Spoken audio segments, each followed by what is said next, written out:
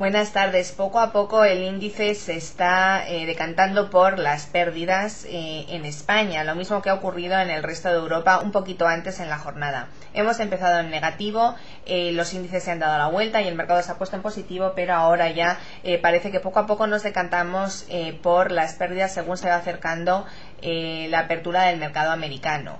Durante la noche hemos conocido que el plan para salvar el sector del automóvil en Estados Unidos ha conseguido pasar el filtro del Congreso, pero sin embargo ya desde ese mismo momento algunos senadores, como el senador de Ohio, el republicano, el senador de Ohio, han dicho que el plan no va a pasar el filtro del Senado, o por lo menos va a tener que modificarse respecto a lo que ha aprobado el Congreso. Eso ha servido para que los ánimos, se tornaran más negativos, y hemos visto cómo los mercados asiáticos no lo han hecho bien y Europa ha empezado a la baja. Entre tanto, ha habido un cierto rally de los sectores relacionados con materias primas. Aquí sí que hemos visto cómo el petróleo está repuntando y en este sentido, compañías del sector lo han hecho bien, han subido o han mejorado los índices en Europa, pero poco a poco la verdad es que todos los datos macro que vamos conociendo nos están dando malas noticias, y quizá en este sentido convenga destacar lo que ha pasado en las últimas horas. Primero, en Asia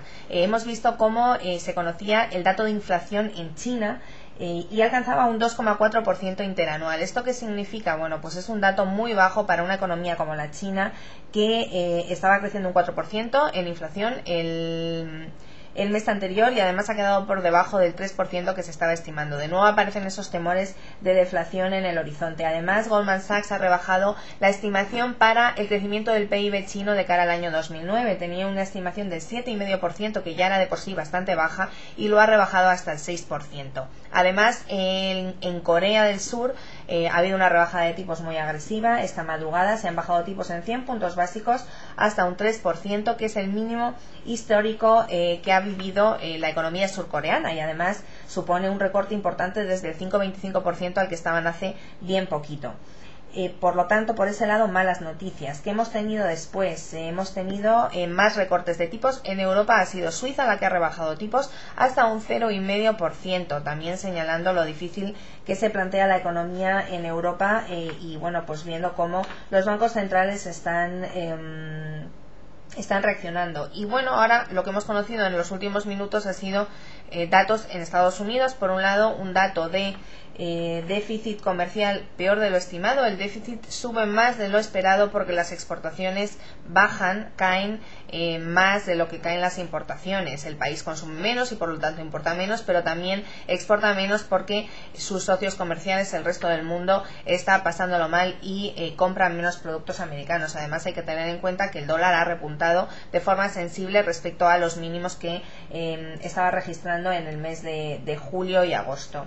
Y por último, hemos conocido también un dato de peticiones semanales de desempleo que ha sido peor de lo esperado. Ha habido 575.000 peticiones semanales de desempleo, queda por encima de lo esperado y no hace más que continuar señalando que el mercado laboral americano está muy débil. Por lo tanto, con todas estas noticias, estamos viendo cómo los índices se dan la vuelta. En España han tardado un poquito más que en el resto de Europa en hacerlo, y quizá merezca la pena comentar los resultados de Inditex, que ha publicado esta mañana. La compañía ha publicado un crecimiento del beneficio neto del 2% en los 9 primeros meses de su ejercicio fiscal, y este 2% se queda por debajo del 4,9% que estaba estimando el mercado. Por lo tanto, en este sentido, los resultados son más flojos de lo esperado, pero ha habido algunas partes de esta publicación de resultados que muestran fortaleza. La principal, la evolución de las ventas. El incremento de las ventas ha sido del 11%.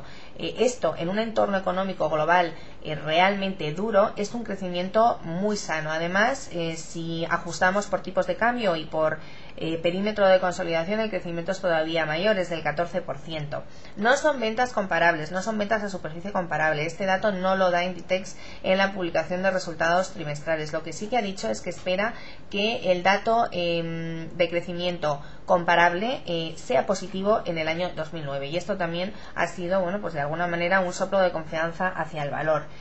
Por último, hay que recordar que Inditex efectivamente el año pasado sí que se consideraba como una compañía que podía ser más defensiva porque estaba presente en todo el mundo, en comunidades emergentes como en Latinoamérica, en China, y sin embargo ahora, bueno, pues esto también juega en su contra, puesto que las economías emergentes también están sufriendo la crisis, pero es una muy buena noticia ver que a pesar de todo los ingresos crecen con bastante fuerza todavía y que los recortes de costes están permitiendo que, aunque se pierda margen, bueno, pues la compañía esté dando todavía crecimientos de beneficio. Esto explica que, aunque en el primer momento los resultados de Inditex se hayan cotizado a la baja, después hayamos visto cómo poco a poco han ido ganando terreno y la compañía ha estado ganando más de un 5% en momentos determinados del día, aunque ahora con la apertura de Nueva York se está yendo otra vez para abajo.